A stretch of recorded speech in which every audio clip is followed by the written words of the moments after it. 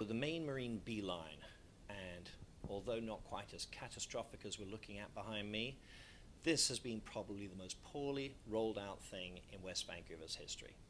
Okay, it wasn't that bad. Anyways, I'm here to talk to you about Stop the Road Closures and what we actually are. So on November the 27th, TransLink went and had a number of plans that they were going to roll out the beeline. So we went to an information session. A number of the businesses went, and this is where we were advised that they were going to be taking away parking in the Ambleside-Dunderave corridor, and there were going to be bus lanes. We were informed that these were mandatory components of the beeline. There was nothing that they would do to go and stop this, and this was something that we were going to have to live with. There was no discussion about any changes to the plan. It was take it or leave it, you've got the beeline. And when we say take it or leave it, there was actually no leave it. It was just, this is a done deal. There wasn't so much as even a comment card to fill in. This was how it was rolled out to all the businesses, and we went to the next 3 information sessions, or at least I did, and at every single one of them, there was the same rhetoric of, it's a done deal, there's nothing you can do about it, West Van is getting this beeline and it's going. So this beeline was rolled out with absolutely no community consultation whatsoever. They didn't engage with any of us. The businesses, the school board, the police department, the fire department, no one knew. As a matter of fact, the first person from the school board knew because I told them. No one was informed whatsoever. They had an online survey that apparently 400 people filled in from Maple Ridge. They also had pop-ups at farmers markets and at Park Royal, but apparently engaged with a grand total of 73 people from West Vancouver. And this is what they figured was enough community consultation to go and put this thing through, and that was the end of that. It was terrible. So only after a massive amount of outrage did we actually ever get any community engagement, and I will talk about that later. After these stakeholders meetings, I decided to set up Stop the Road Closures. So we put up a website, social media, and I started delivering flyers hand by hand through the local businesses.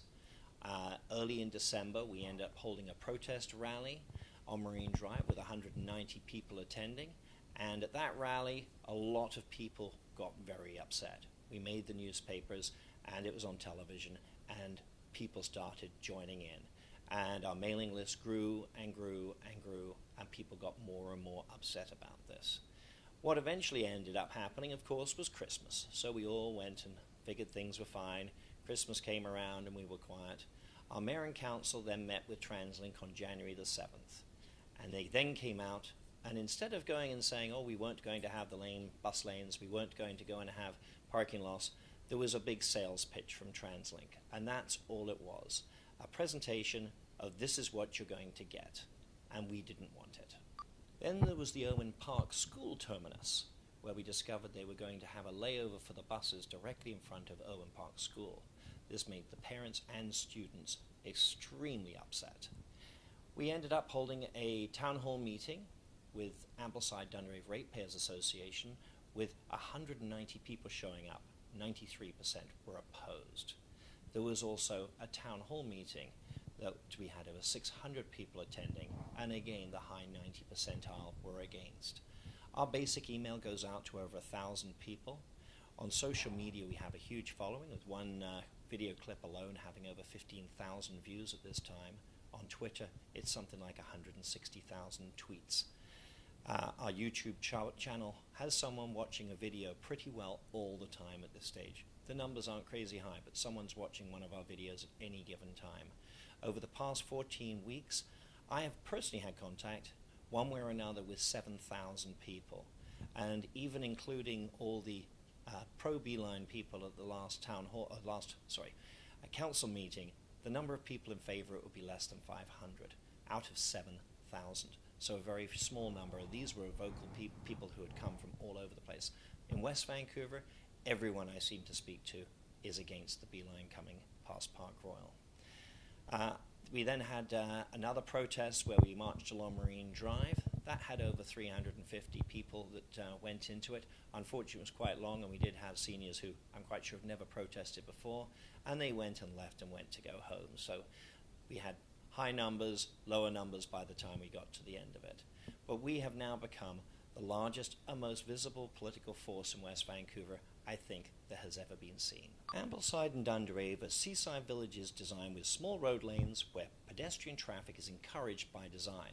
We are pretty well the opposite of Park Royal. The future viability of Ambleside and Dunderave depends not on the fact that they have a few more residents living in the area or a few more bus passengers or even employees able to reach them in a few minutes faster. Rather, it's all about the ability to create, maintain, and market our brand that is unique. Charming seaside villages with local merchants serving local and interested regional population that seeks the unique ambience and offerings. This brand will be impaired by having large articulated buses, limited stops, and everything else that the B-Line brings along with it. It really does not fit the mold of what Ambleside and Dunderave truly is. So ridership and data. So we did some observational research and had people counting buses and people in them from 5:30 in the morning till 11 o'clock at night. And we came out with a little over 4,500 passengers. From West Vancouver Transit's own people, the number of riders in the Ambleside and Dunderave corridor is 5,000. But of course, according to TransLink, it's 8,000, but there again, these are from computerized models. Any which way, we have approximately, we'll call it 5,000 people that use the Ambleside and Dunderave corridor in a day. 20% at the most of these are going to go to North Vancouver. Out of that 20%, we're down to 1,000 passengers. I'm going to have to say that half of them are going to still continue to use the 255 bus to go to the hospital, and because it goes and stops at every stop. So this leaves us that a B-Line will be carrying approximately 500 passengers per day. And this just does not make sense to have these mandatory bus priority measures of lane closures, parking loss, and having these large articulated buses just wheeling through our community, 160 of them each and every day. So what a price to pay for a western terminus for the B-Line. Closing off 2 lanes of traffic to make dedicated bus lanes, traffic avoiding the business district and rat racing on the side streets, loss of valuable parking in the business district, many empty articulated buses going through Ambleside and Dunderave, articulated buses driving in residential areas with no planning or study ever done to validate this, routing around an elementary school, and the B-Line does nothing to help the downtown destination where majority of the ridership goes. So is there also a Trojan horse with this? A follow-up from our OCP is coming where there are going to be Ambleside and Dunderave plans. And with, of course, a rapid bus service, then you can make changes in what you can go and do as far as density goes.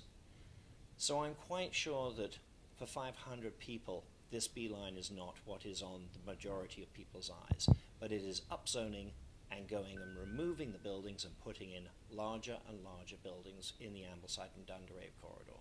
And this is more than likely what this B-Line is actually all about. Where do we go from here? Well, after seeing how poorly planned the B-Line was and the pushback from our mayor and staff over this, along comes 2195 Gordon Avenue.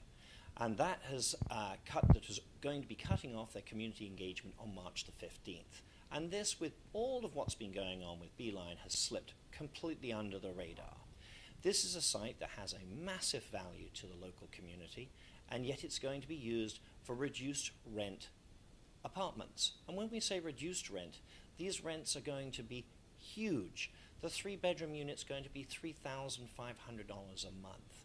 To qualify for any one of these, you'll have to make between $50,000 and $120,000 per year. These are not going to be for baristas at the local Starbucks, I can promise you. So we have to really look and see, is it worth going and subsidizing each of these units to the tune of around $250,000 that someone can have slightly reduced rent to live in a brand new magnificent apartment directly by our community center. So we have to really step back, push back this community engagement, and really find out what is better for the community other than subsidized housing for 170 people. The district has a vast amount of capital projects that need to be done over the next few years, and this would be a very simple source of that capital. They also need to go and do something with the ice rink because that's basically falling apart. So this isn't something that we should so much be worrying about today because we're worried about B-Line, but the moment B-Line's over, we'll certainly be putting, and Stop the Road Closures will change, and we'll be putting our focus on looking into this Gordon project and seeing what we can do to maximize what we can do for value for the district and for the residents of West Van. So a beeline, and it ends up being advocacy. And that's what Stop the Road Closures is going to become. We're going to be going and looking into issues that there are in the District of West Vancouver on a regular basis so that you can remain informed and we can remain informed. Most importantly, we can make it so that our district goes and makes sound business decisions around many of the upcoming projects that there are coming up. So please go and subscribe to us. Go to stoptheroadclosures@gmail.com and you can be on our mail list or go to our website. Keep yourself informed and make sure that the municipality is actually doing the best for you, because this beeline, they certainly have not. Thank you for watching.